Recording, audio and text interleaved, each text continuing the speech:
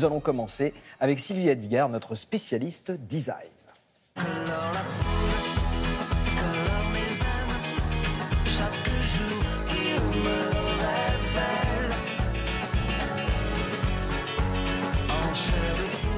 Ce matin, vous avez décidé de nous dresser le portrait d'un homme qu'on connaît par ses vêtements, Jean-Charles de Castelbajac. Mais ce qu'on sait moins, c'est qu'il s'intéresse aussi au design. Alors, petite anecdote, Jean-Charles de Castelbajac, il habite dans mon quartier, dans le 14e, bien sûr. Et vous savez quoi? Il fait des graphes. Oui. Il fait des graphes sur les murs.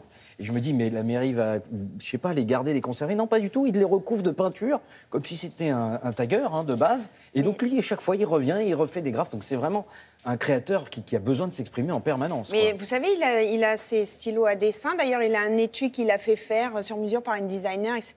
Il les a constamment sur lui. C'est-à-dire que je pense qu'il se lève avec son stylo. Son crayon de dessin. Une marque spécifique. Enfin bon, il dessine toujours avec la même chose. Et où qu'il aille. Parce que moi, pour ce reportage, je l'ai rencontré à Milan, à l'Institut français. Il dessinait aussi dans les couloirs. Et c'est un graphomane. Donc, en fait, oui. Alors, pour moi, c'est vraiment lui qui a ouvert la voie de ce qu'on pourrait appeler aujourd'hui design protéiforme. Enfin, vous savez, ces créateurs protéiformes qui touchent un petit peu à tout. Vous le disiez, homme de mode, mais pas que. Bon, il a fait des parfums, ça peut aller avec la mode, mais il a aussi ouvert la voie labels musicaux. Il était dans le design, mais depuis très longtemps, parce qu'il a quand même travaillé avec le designer industriel Roger Talon. Donc voilà. Celui qui avait fait le TGV. Qui avait fait le TGV. Il est là où on l'attend pas. Monsieur de Castelbajac. Là, on voit la façade. Ça, c'est la façade. Oui, voilà. Il a plein de cordes à son arc. C'est un passionné. Et pourquoi je l'ai rencontré? Donc, je l'ai rencontré tout d'abord à Milan pour une exposition itinérante qui, en ce moment, est à Venise, en même temps que la Biennale d'art contemporain. Alors. Bon, c'est une exposition sur le design, c'est l'organisme VIA. Vous faites une drôle de tête. Mais parce qu'au niveau de l'exposition elle-même c'est 40 pièces de design françaises qui ont été choisies. Je pense que c'était un peu restrictif au niveau du choix par rapport au design français. Mais en revanche, la scénographie de Jean-Charles de Castelbajac, avec des tentes, avec ses dessins partout, oui, ça redonnait un petit peu du peps à ça. Et cette exposition, elle va faire un petit peu le tour du monde. Bon, donc on exporte le design français, regardez.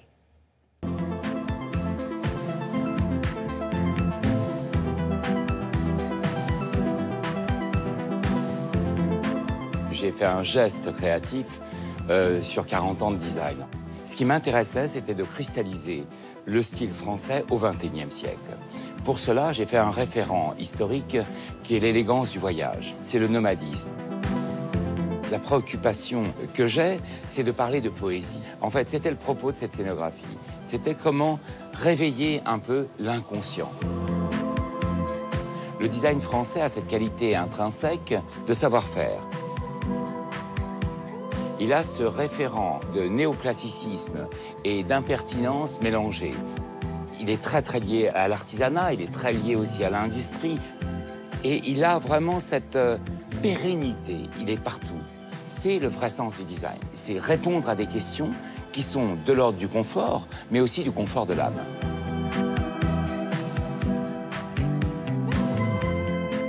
Vous savez, il n'y a rien de plus beau que le dialogue créatif.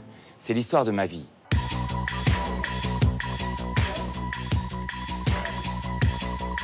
J'ai travaillé avec des artistes comme Keith Haring, comme Mapplethorpe, comme Jean-Michel Basquiat, comme Jean-Charles Blay et tant d'autres. Mais j'ai aussi travaillé avec beaucoup d'artisans. J'ai toujours été l'homme du crossover, du décloisonnement. Je crois que c'était en 1974. Et je travaillais avec Roger Talon, qui était un maestro. Et on a travaillé sur un projet pour une grande compagnie française de transport aérien. On se retrouve à Orly et on devait nous parler de couleurs.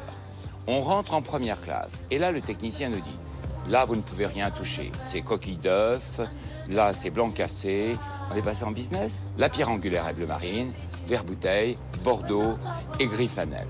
Après, on est arrivé en écho, en se regardant avec Roger. Et là, il me dit « Là, bam, allez-y. Orange, turquoise, vert pomme. » Et avec Roger, on a décidé de faire monter la gamme du peuple en première. Bien sûr, on a perdu le concours.